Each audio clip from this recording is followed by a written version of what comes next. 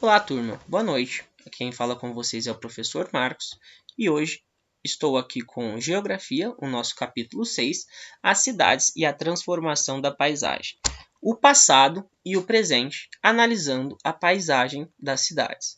De acordo com os nossos estudos, é possível analisarmos que ao longo dos anos as cidades e os diversos espaços sofreram e sofrem constantes transformações, resultado da ação dos grupos humanos. Bom, pessoal, com os nossos estudos anteriores, é possível que a gente compreenda que os diversos espaços existentes eles sofrem constantes transformações, sofreram e sofrem constantes transformações, e essas transformações elas resultam da ação dos grupos humanos. Neste capítulo, ao nos referirmos aos grupos humanos, passaremos a chamá-los de sociedades. As sociedades, elas alteram as paisagens, incluindo nelas novas construções. E, em casos mais extremos, modificam completamente a configuração original dada pela natureza. O que seria isso, pessoal? Os casos mais extremos eles são onde a atuação da sociedade ela é mais intensa. Vamos pegar, por exemplo, os grandes centros das grandes cidades. É muito raro que eu consiga encontrar elementos naturais num grande centro, num grande centro urbano de uma grande capital. Por quê? Porque a intensidade com que a sociedade modificou aquele lugar ela é muito forte. Então, ele fala o seguinte, que nesses casos mais extremos, a sociedade ela modifica completamente a configuração original, a configuração natural daquele lugar. Ao falarmos de paisagem que nos são familiares, é comum usarmos percepções subjetivas, que são resultado de um sentimento de pertencimento. Aqui eu dei o exemplo de eu amo, é lindo, é feio, eu adoro estar lá. O que seria isso, pessoal? Quando eu vou falar de uma paisagem que me é familiar, peguem um exemplo aí, o bairro em que vocês moram. É comum que eu faça uma descrição deste lugar de acordo com o que aquilo representa para mim. Se eu fosse fazer uma descrição objetiva, que geralmente nós faríamos de lugares onde nós já estivemos, mas que não significa muito para nós, eu faria uma descrição de como é mesmo, quais são as características daquele lugar. Mas se eu vou falar de algo que geralmente que eu tenho uma relação de pertencimento, como eu vou falar aqui no último parágrafo, uma relação de identidade, porque aí este lugar ele vai pertencer, ele vai significar algo para mim, eu faço parte disso. Então, por exemplo, como é o bairro que você mora? É um lugar lindo, é ótimo, eu adoro estar lá, é muito gostoso de se morar. Ou senão, eu não gosto, de estar naquele lugar, eu preferia morar no lugar que eu morava antes, por exemplo. Então, se eu vou fazer a descrição de um lugar que eu tenho identidade, é comum, que nós façamos nós, vamos dizer assim, usarmos, uma percepção subjetiva, que é falar o que aquilo significa para nós de fato, e não uma descrição objetiva de como seria mesmo aquele lugar, isso acontece devido a esse sentimento de identidade, esse sentimento de pertencimento ao lugar, e o lugar, aquilo que ele significa, que ele tem importância para nós, Vamos ao próximo slide. Cidade e transformação. As paisagens das cidades mudam rapidamente. A paisagem é um recurso muito importante, para percebermos as transformações, do espaço urbano, já que ele muda com grande velocidade. Os geógrafos costumam dizer que a cidade é um organismo vivo. Essa é uma maneira, pessoal, faltou um azinho aqui, é uma maneira de mostrar, que a paisagem urbana está em constante mutação. Aqui a gente pode colocar transformação, constante modificação. O que seria isso, pessoal? Alguns geógrafos eles costumam dizer que a cidade ela é um organismo vivo. Vamos pensar num organismo vivo, na estrutura de um organismo vivo. Nós temos aí veias, nós temos órgãos, nós temos sangue, nós temos nutrientes, que vão fazer com que este organismo ele esteja vivo. Vamos pensar na cidade. A cidade ela está em constante transformação e em constante movimento. Vamos fazer uma comparação, né? Vamos pensar que as grandes avenidas seriam as artérias de uma grande cidade. Inclusive, tem vias de trânsito que são chamadas de vias arteriais, tá? Mas vamos pensar nas avenidas como sendo veias, nessas grandes avenidas como sendo as artérias, que são veias importantes de um organismo vivo, e vamos pensar nos hospitais, nas igrejas, nas escolas, como sendo os órgãos, tá? Que mantêm este organismo vivo. E, de fato, eles mantêm a cidade viva, tá? Principalmente os locais de trabalho, né? Fazem com que a cidade ela esteja em constante movimento, em constante atividade, em constante transformação. Então, alguns geógrafos eles comparam, né, a cidade como se ela fosse um organismo vivo, porque de fato a cidade está em constante movimento. E aí eles fazem, né? É possível também aqui nós fazermos esta comparação entre um organismo vivo e uma cidade, ok? Vamos aqui ao próximo. A segregação urbana, espaço geográfico e contradição. Por serem construções sociais, as paisagens reproduzem não só as grandes realizações humanas, mas também seus graves problemas. Assim, o espaço geográfico das cidades é tão contraditório quanto a sociedade o reproduziu. As situações de pobreza, as desigualdades socioeconômicas e raciais, a degradação ambiental são facilmente percebidas na arquitetura das cidades. Bom, pessoal, aqui no título ele vai falar espaço geográfico e contradição. O que seria essa contradição? A contradição é o seguinte: não só é possível observar aquilo que é bom do espaço geográfico, aquilo que é resultado, aquilo que é grandioso do trabalho humano, mas também é possível notar aquilo que a gente tem de reação, né? Toda ação ela gera uma reação. Então, o que a gente tem como reação, tá? Como resultado, vamos dizer assim, como reflexo das atitudes, das ações humanas. Muitas vezes, para a construção de um grande edifício, né, numa obra imensa, linda e tudo mais, foi necessário desmatar, tá, uma grande área verde. Então, como consequência da ação humana para construir aquele grande edifício, eu tenho o desmatamento. Como consequência, vamos pensar aí como resultado do trabalho humano, tá? Das classes sociais. Eu tenho a desigualdade social, eu tenho a riqueza e eu tenho a pobreza. Tá? Eu tenho a desigualdade racial, a desigualdade racial, que seria, vamos pensar, as diferenças, né, entre as raças, os benefícios e os malefícios que a sociedade ela impõe apenas pela questão racial. Hoje em dia, é possível ainda, apesar do grande tempo passado, que nós, né, que é possível que nós possamos observar essa diferença racial, né, nas oportunidades, né, que existem aí para as pessoas, tá? Nós falamos aí da degradação ambiental, nós falamos das desigualdades sociais e raciais, tá? Então, assim, essa contradição, ela existe porque o espaço geográfico ele não só traz aquilo que é bom, tá? Os resultados, bons resultados da ação humana, como também ele traz aquilo que é ruim, tá? Aquilo que a gente tem como consequência das ações humanas, ações da sociedade, tá? Por isso que o título é segregação urbana. Segregação seria separação, né? Digamos assim, divisão. E aí ele vai falar o espaço geográfico e essa contradição, onde nós temos os resultados grandiosos do trabalho humano, né? Que modificam o espaço, mas nós também temos a consequência dessas atitudes, dessas ações, tá? Que muitas vezes não são boas, né? Tanto para o meio ambiente como para a própria sociedade. A segregação urbana. Opa, pessoal, aqui era para sair urbana, saiu urgana aqui, né? Mas dá para a gente compreender.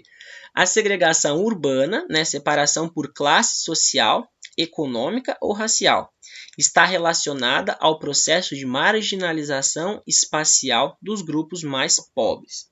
Pessoal, Olha o que o título ele nos traz. A segregação urbana, tá? Separação por classe social, econômica ou racial. Então, eu vou estar falando de uma separação por classe social, por potencial de riqueza, né? Entre as pessoas.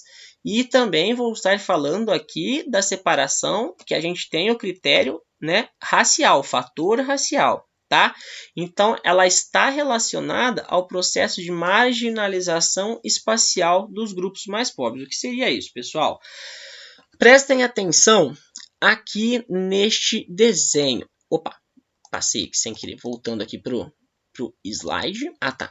Vamos aqui pensar, aqui observar este desenho. Pessoal, prestem atenção. Aqui eu tenho centro, subúrbio e periferia. Antes da gente ver a definição dos conceitos, vamos olhar aqui no esquema o que significa cada um deles. Bom, pessoal, lá no centro, no meio da cidade, né, geralmente de onde a cidade ela começou a crescer, eu tenho o centro. O centro da cidade ele é o miolinho aqui, tá, do nosso grande círculo. Este miolinho ele é muito requisitado. Aqui eu tenho a rede de comércio, aqui eu tenho as grandes escolas, os grandes hospitais, as grandes empresas, eu tenho o centro administrativo da cidade, eu tenho geralmente parques industriais, tá? Como eu já disse, o comércio. Então, aqui seria assim, vamos dizer que um lugar muito requisitado pelas pessoas, porém um lugar de alto custo de vida. Não é todo mundo que consegue morar aqui, tá? Aí, ao lado, aqui, tá? Nas cidades de médio e grande porte, eu vou ter o subúrbio. O subúrbio, pessoal, ele é uma região que vai estar em volta do centro, tá? Ele não é tão requisitado e tão caro quanto o centro da cidade, tá? As pessoas de classe média, geralmente, eles têm acesso aqui ao subúrbio. Ele tem uma estrutura, vamos dizer assim, uma certa autonomia e infraestrutura, tá? Então, o subúrbio, ele não é o centro da cidade, mas por ele estar próximo, muitas vezes ele possui aí um parque industrial, ele tem as estruturas urbanas, tá? E a autonomia é porque as pessoas que moram nos subúrbios, elas conseguem sobreviver, né, trabalhar neste subúrbio, sem que elas tenham que estar diretamente no centro da cidade. Porque aqui no centro, pessoal, vamos dizer que acontecem os mais importantes acontecimentos, os mais importantes, vamos dizer assim, as mais importantes ações dentro de uma cidade. Por quê? Porque aqui fica o centro administrativo. Geralmente eu tenho a prefeitura também aqui, eu tenho o comércio, né, que é onde as pessoas vão porque elas precisam ir para comprar, tá? Eu tenho os grandes supermercados, eu tenho tudo aquilo que há de mais grandioso numa cidade, ele fica aqui no centro da cidade. Por isso que é um lugar muito caro de se morar, tá? Mas é um lugar onde todos gostariam, né? Ou vamos dizer assim, muitas pessoas gostariam, por isso que é muito requisitado, de morar, mas não conseguem devido ao alto custo, né? Por isso que ele é muito altamente valorizado. O subúrbio não é tão, vamos dizer assim, tão precário quanto uma periferia, mas ele não é também ele não tem tantas estruturas, vamos dizer assim, infraestrutura comercial, industrial como um grande centro, então ele fica no meio termo. O que seria isso? Ele tem uma certa autonomia, eu consigo viver no subúrbio sem ser dependente de um grande centro, tá? O subúrbio ele tem uma rede comercial não tão intensa quanto do centro da cidade, mas ele possui um comércio, tá? Onde essa população que mora aqui em volta, é possível que ela tenha acesso a este comércio aqui, tá? Do subúrbio, e ela consiga viver aqui, inclusive encontrar trabalho, tá? Aqui no subúrbio para viver. O subúrbio, eles estão em volta, tá, dos grandes centros. Por que eu falo né, a gente vai ver aqui na definição do conceito que ele está geralmente presente nas cidades de médio e grande porte. Por quê? Porque nas cidades de pequeno porte, pessoal, eu tenho o centro e logo em volta do centro eu tenho a periferia, tá? Eu não tenho uma grande estrutura, tá? Da cidade. A cidade ela não é tão grande que me possibilita ter essa divisão, né, entre periferia, subúrbio e centro. Muitas vezes eu tenho o centro e logo em volta uma região periférica, tá? Ou eu tenho o centro e até mesmo uma região suburbana aqui, né, uma região de subúrbio em volta do centro e eu não tenho uma periferia. A periferia, tá? Ela é uma área mais afastada, uma área mais segregada, tá, da cidade. Por que que ela existe? Porque a população, pessoal, muitas vezes ela veio de um outro lugar e ela não tinha condição de estar aqui no grande centro, no centro da cidade, ou ela não tem o que oferecer, digamos assim, o trabalho aqui no centro, muitas vezes é um trabalho muito intelectual, tá? Um trabalho que demanda mão de obra qualificada, pessoas aí que têm, vamos dizer assim, bastante grande conhecimento acadêmico, né? Um conhecimento mais refinado, um conhecimento mais, vamos dizer assim, intelectual, tá? E muitas vezes essas pessoas que estavam aqui no centro ou que, né, não, vamos dizer assim, conseguiram chegar para trabalhar no centro, elas não possuem um grau de escolaridade muito alto, né? O que elas têm a oferecer acaba sendo uma experiência de trabalho mais braçal, né? Trabalho onde que não exige muito grau, vamos dizer assim, de instrução, e infelizmente essa população não consegue ter acesso ao centro da cidade. Só que essa população ela tem que morar em algum lugar, pessoal. E aí ela acaba se alocando na região periférica, tá? Por isso que chama periférica, porque está em volta, tá, do centro da cidade ou está ao redor da cidade, tá? Geralmente eu tenho nas grandes capitais área de periferia, tá? Então, para ficar claro aqui, eu tenho o centro, em volta do centro eu tenho o subúrbio e mais afastado ainda eu tenho a periferia. Vamos à definição dos conceitos, então. Vamos lá, centro. O centro é uma região próxima, tá, aos centros comerciais, como eu disse para vocês, e é altamente valorizado. É muito caro morar aqui porque todo mundo quer vir para cá. Ou grande parte da população quer vir aqui para o centro, para morar aqui, para trabalhar e ter melhores condições de vida. Porque aqui a gente tem acesso a tudo que tem de melhor dentro de uma cidade. Os subúrbios são regiões mais afastadas do centro, tá, das cidades, presentes em cidades, como eu disse para vocês, de médio e grande porte. Ele possui uma infraestrutura, ele possui uma rede de comércio, uma rede industrial, tá? Não é igual no centro da cidade, mas ele tem certa autonomia, ele não depende muito do centro da cidade para as pessoas que aqui elas moram, né? Essas pessoas que habitam o subúrbio, elas podem ser dependentes do centro, mas essa estrutura urbana, ela tem independência, ela consegue, vamos dizer assim, ter autonomia, ela não é muito dependente, tá, do centro da cidade. A periferia é uma área geralmente de ocupação desordenada. O que seria ocupação desordenada, pessoal? Pensem nos morros, tá, que a gente tem nas favelas. Essa ocupação desordenada, ela é uma maneira de você ocupar o espaço sem ordem, uma maneira irregular e muitas vezes é muito perigoso, tá? Essa ocupação desordenada do espaço, porque a gente sabe, como já, né, ouvimos falar aí de deslizamento, enchente, etc.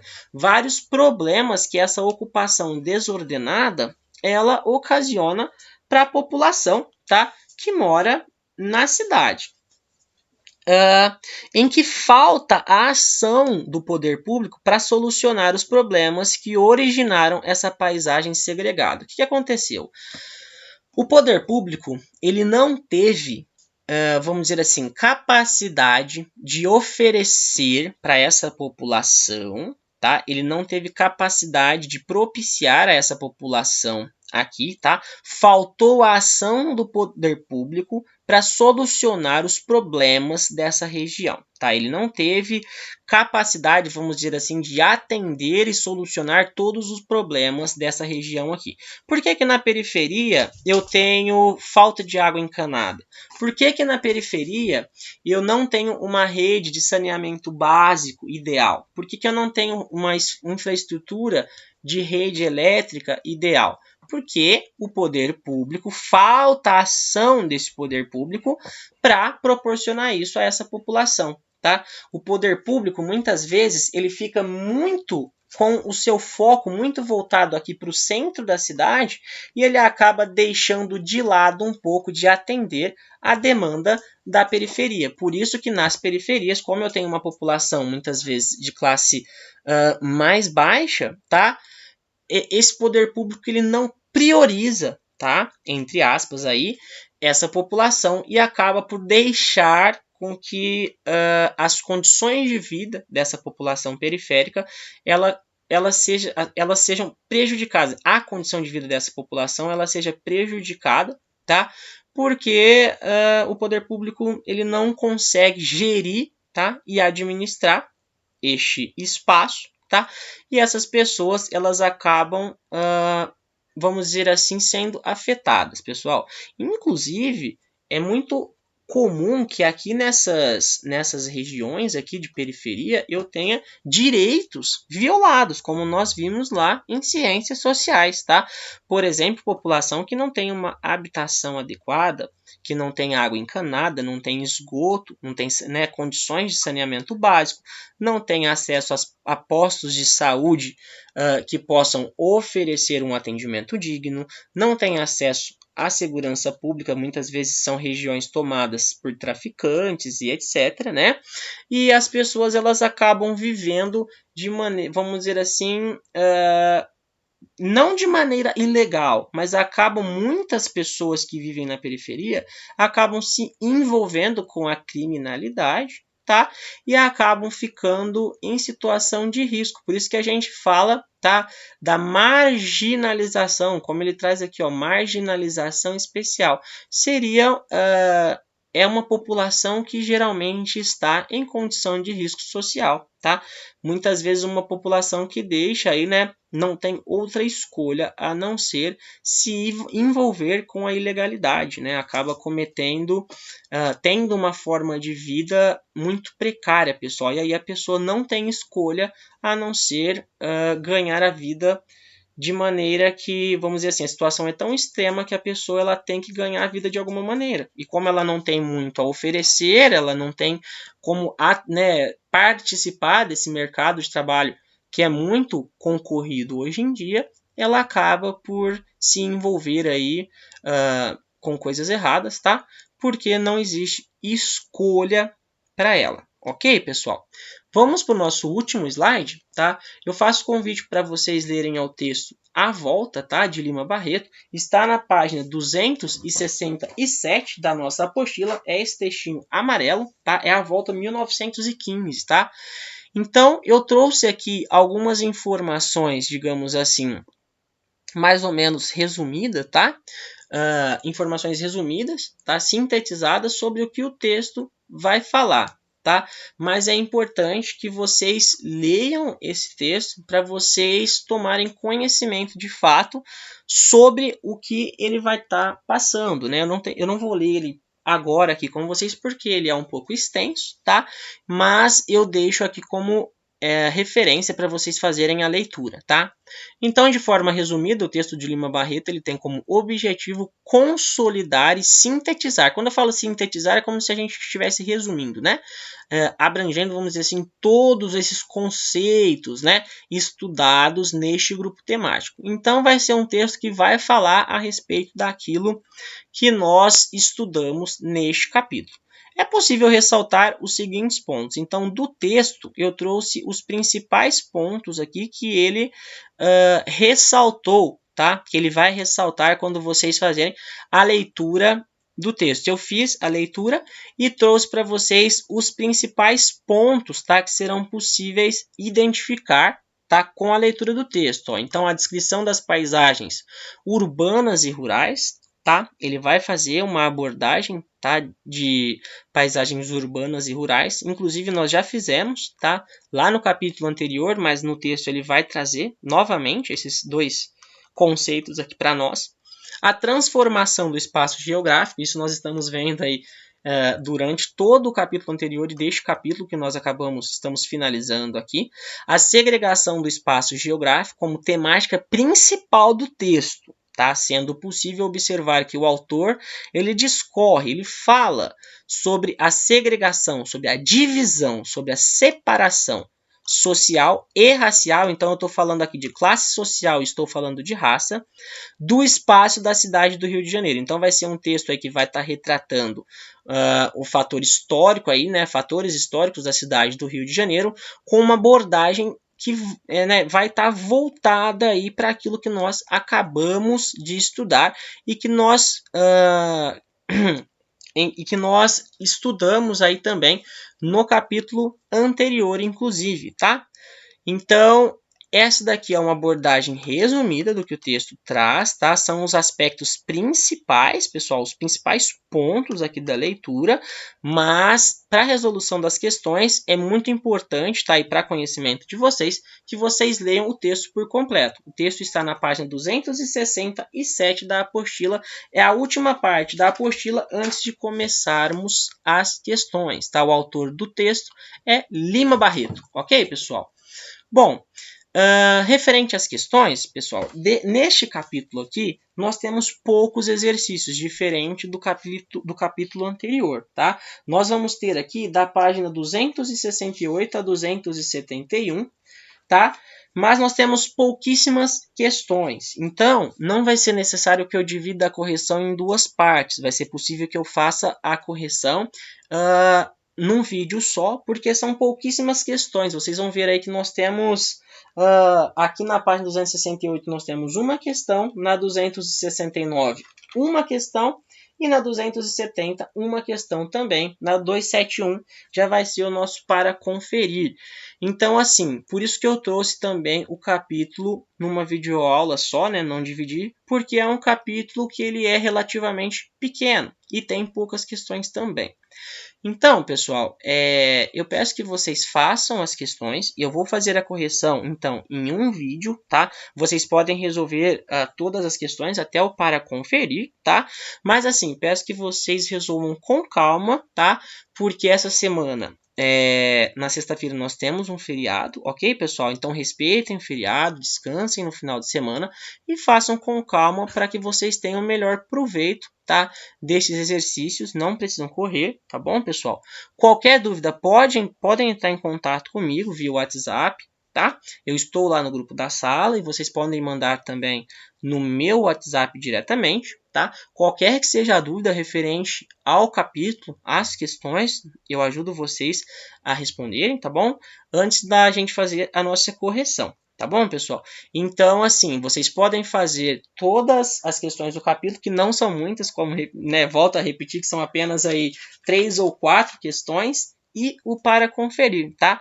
Então, a gente tem poucos exercícios, dá pra gente fazer de uma vez, tá? E a correção também será feita em apenas um vídeo, não vou precisar dividir em duas partes, por ser poucas questões, por serem poucas questões, tá bom, pessoal? Então, espero que vocês tenham gostado, tá? Volto a repetir que vocês podem pausar o vídeo, voltar, escutar novamente aquilo que não dê para entender, né? Na primeira vez que se assiste, então assistam com calma, leiam o conteúdo, tá? Façam as observações necessárias e qualquer coisa, entrem em contato comigo para a gente solucionar as possíveis dúvidas, tá bom? Pessoal, desde já, muito obrigado, tá? Aguardo vocês aí para nossas próximas aulas, tá? E um forte abraço a todos. Fiquem com Deus, pessoal. Tchau, tchau.